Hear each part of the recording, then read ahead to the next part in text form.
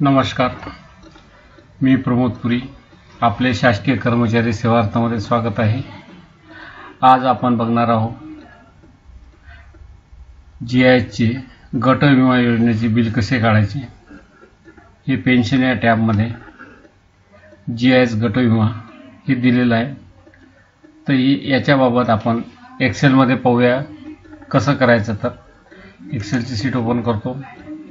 GIS subscription with effective dates आपण date घेऊ.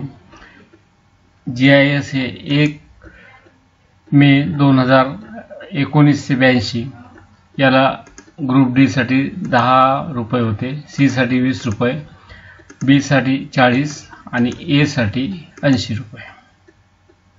नंतर जे बदललं ते 1 जानेवारी 1990 ला डी साठी 15 रुपये झाले, सी साठी 30 रुपये आणि बी साठी 60 रुपये आणि ए साठी 120. 1/1/2000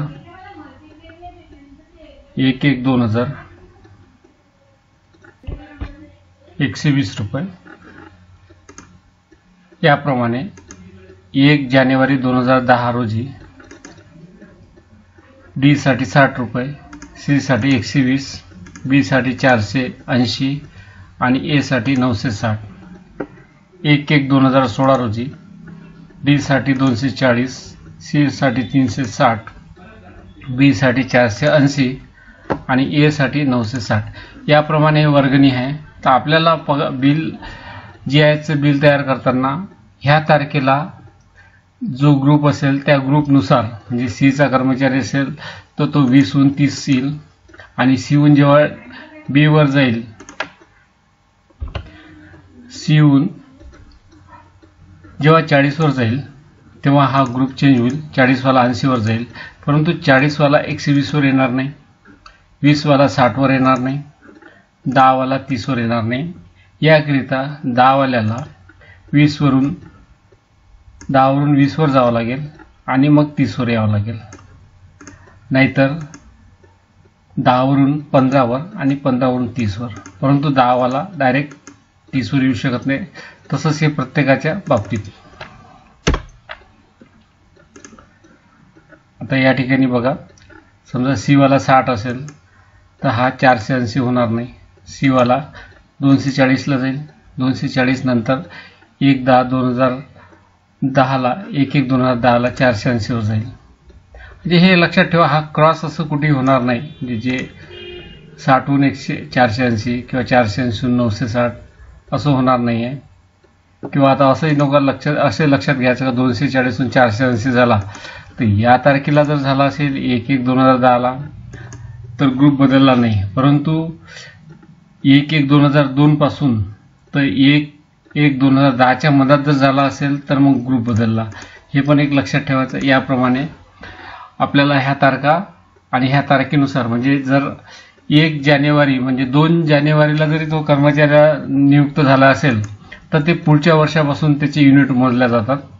म्हणजे 2 फेब्रुवारी 2002 ला झाला असेल तर 1 जानेवारी 2003 पासून त्यांचं वर्गणीत ह्या पदाची सुरू होईल. याप्रमाणे असं झालं. आता जीएस साठी काय करायचं हे बघून या. पहिलं एक प्रमाणपत्र येईल आपलं. असं प्रमाणित करण्यात येते की श्री इथं कर्मचाऱ्याचे नाव, सेवानिवृत्त, हे दिनांक वयोमानानुसार दिनांक 30/9/2018 मध्यान्हपूर्व रोजी सेवानिवृत्त झाले आहे. ठीक आहे. दुसऱ्या कर्मचाऱ्याचे नाव, सेवानिवृत्त, हे दिनांक गट योजने माहे 5/82 पासून सदस्य झाले आहेत व त्यांच्या सेवा पुस्तकात गट विमा योजनेच्या रक्कमा खालील प्रमाणे कपात केलेल्या आहे. तर या ठिकाणी काय करायचं, आपण आता 5/82 पासून धरलेलं आहे, कारण की आधीचं जे 82 आहे ते 5व्या महिन्यापासूनच आहे. आता काय होईल, 1/5/2082 ते 31/12/89 पर्यंत 20 रुपयाप्रमाणे. आता हे 20 रुपयाप्रमाणे म्हणजे काय आहे बघा. आपण 20 रुपये म्हणजे गट सीचा कर्मचारी आहे. 20 रुपयाप्रमाणे याची सेवा पुस्तकात पृष्ठ क्रमांक 7 वर नोंद आहे.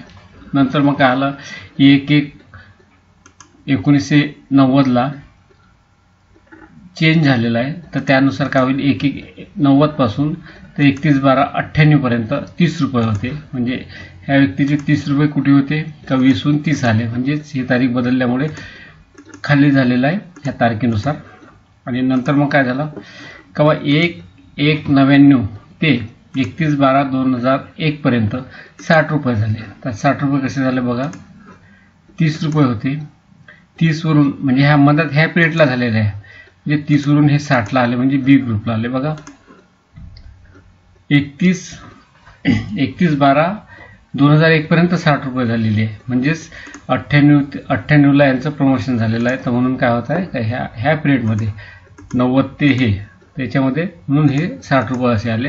हे 60 खाली नाही आलेले आहे, म्हणजे हे 60 म्हणजे बी ग्रुपमध्ये आले. नंतर काय आलं 1 जानेवारी 2002ला 240 रुपये, म्हणजे हे 60 इथे आलं होतं आपलं, म्हणजे 30हून 60, 60हून 240. म्हणजे बघा यांचा प्रवास कसा आला, 20, 20हून 30, 30हून 60, 60हून 240 असाच येईल. डायरेक्ट असा 20हून असा येणार नाही, 20हून 60 किंवा हे याप्रमाणे यांचं असं आलं. आणि नंतर काय आलं का 1/1/2007ला 240हून 480, 240हून 480, 1/7 म्हटलेला आहे, 1/1/2007 म्हणजेच ह्याच पिरियडमध्ये, म्हणजेच काय आलं का बी ग्रुपहून हे ए ग्रुपला आले. म्हणजे 10व्या महिन्यात आले असते, 2010ला आले असते तर त्याच ग्रुपमध्ये राहिले असते, पण आधी आले म्हणजेच यांचा ग्रुप बदलला. 480 वर आले. आणि 1/1/10ला ते रिटायर होण्यापर्यंत 1/1/10ला काय आलं का 960, म्हणजे बघा इथून 400 होऊन 1/1/10ला 960 आले, तर इथून तर सेवानिवृत्तीच्या प्रमाणे. म्हणजे मग हे झालं एक. असं करताना काय करायचं, एक आदेश या करायचे आदेश क्रमांक जे आपण टाकला आहे ते दिनांक अन्वय गट विमा योजनेची बचत निधीची रक्कम, म्हणजे जेव्हा आपण पगार बिल हे टाकतो, म्हणजे यांचं जे बिल टाकतो आपण यांचं, तर तेव्हा 2,62,000 हे जे अमाऊंट आलेली आहे हे आपण इथं मंजूर केलेली आहे असा आदेश राहील. आणि एक प्रमाणपत्र राहील, माहे सप्टेंबर 2018च्या वेतन देयकातून गट विमा योजनेचे रक्कम ₹960 अंतिम मासिक वर्गणी कपात केली, म्हणजे वर्गणी वा शेवटचा हप्ता 960चा अंतिम होता हे आपण याच्यात दाखवायचे. आणि तिथे देयकाची स्थूल रक्कम आणि निव्वळ रक्कम आणि देयकाचा क्रमांक आणि दिनांक असं नमूद करायचं. याच्याप्रमाणे हा झाला एक प्रमाणपत्र. त्यानंतर GISचं एक प्रपत्र आहे, प्रपत्र 8. तर ह्या 8 मध्ये हे माहिती जी भरायची आहे ती इथं कर्मचाऱ्याचं नाव, पदनाम, जन्मदिनांक, नियुक्तीचा दिनांक, वर्गणी भरण्यास सुरुवात केल्याचा दिनांक. आता यांनी 1/5/2082 पासून केले, किती रुपये होते, नंतर त्यांचा बदल केव्हा झाला रुपयामध्ये ते लिहायचं. जेव्हा जेव्हा असे आपण तिथं केलेले आहेत तिथल्या सर्व एंट्री ह्या ठिकाणी येईल. नंतर पदोन्नती केव्हा झाली, तर 1/5 पहिले वर्ग 3ला होते, 1/1/99ला वर्ग 2 मध्ये आले आणि 1/7/2007ला वर्ग 1ला आले. तर वर्ग 1ला कसे आले बघा, 1/7 इथे वर्ग चेंज झालेला आहे मधातच, आणि 99ला इथे चेंज झाला, म्हणजे हा 2 वर्ग बदलला. नंतर काय होईल, संपुष्टात केव्हा झाला आहे, 30/9ला जेव्हा सेवानिवृत्त झाले तेव्हा. मृत्यू असेल तर हे याचं कारण.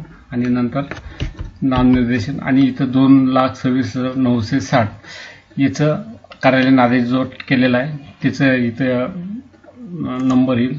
आता कार्यालयीन आदेश कसा करायचा ते सांगतो बघा.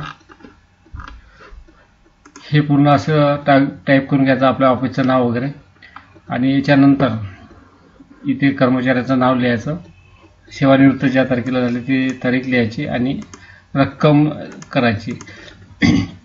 तर रक्कम करण्याकरता महाराष्ट्र शासनाच्या वेबसाईटवर हे दिलेलं आहे, तर तिथे सरळ माहिती भरली का आपण 2,26,090 हे अमाऊंट येऊन जाते. आणि जेव्हा BDS काढायला घेतो तेव्हा पण हे अमाऊंट येते. जोपर्यंत BDSची अमाऊंट आणि आपलं नेटवरून जे दिलेलं आहे सॉफ्टवेअर त्याच्यातून जोपर्यंत जुळत नाही तोपर्यंत आदेश काढायचा नाही. ते चेक करून घ्यायचं. याच्या आधीच्या व्हिडिओमध्ये याबद्दल मी सांगितलेलं आहे. परत इथं कर्मचाऱ्याचं नाव लिहायचं, पदनाम लिहायचं. इथे लिहायचं का बाई 1/5/2082 पासून सुरू झालेलं आहे आणि त्यांचं जसं जसं बदललेलं आहे ते इथं नमूद करायचं. आणि इथलं जे आहे पासूनपर्यंत हे आपण जे यामध्ये टाकलं होतं हेच परत इथं टाकायचं. म्हणजे तेवढे आपले ऑर्डर डिटेल होते याप्रमाणे पूर्ण टाकायचं. इथं कर्मचाऱ्याचं नाव, हे सेवानिवृत्त झाले होते तेव्हा ते कोण्या वर्गामध्ये होते, गट अ ब ग, तर हे लिहायचं. आणि या ठिकाणी या नियमाप्रमाणे फक्त इथं नाव टाकायचं आहे आपल्याला, आपला हेड टाकायचं आणि अमाऊंट टाकायची. याप्रमाणे हे तयार होऊन जाईल. परत तुम्हाला आता यासाठी मी तुम्हाला याच्यावरून हे दाखवतो का बा याच्यात आपण कुठे जायचं आणि कसं बघायचं.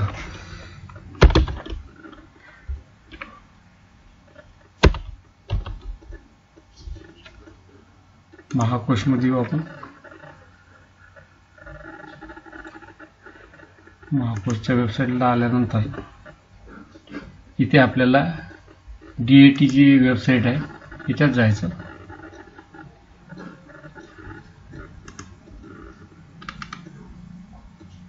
आणि DATच्या वेबसाईटमध्ये इथे GIS saving funds and calculation या ठिकाणी दिलेलं आहे.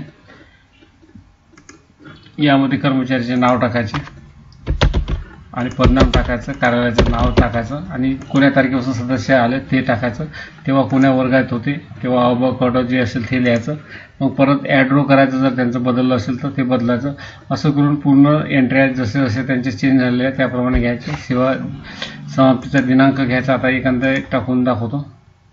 90ला असेल हे 7व्या महिन्यात, तेव्हा क मध्ये होते. ॲड करू आपण 25/2/2009.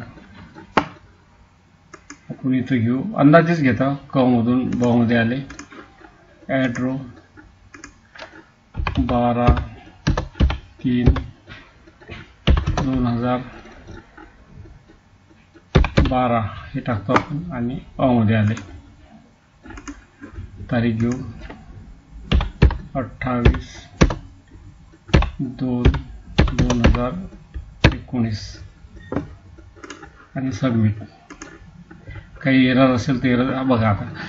आता इथे आलेलं आहे. आपण वर्ग क साठी गट विमा योजना सदस्य तर 1/7/90 असे लिहिले आहे, परंतु अचूक दिनांक 1/1/91.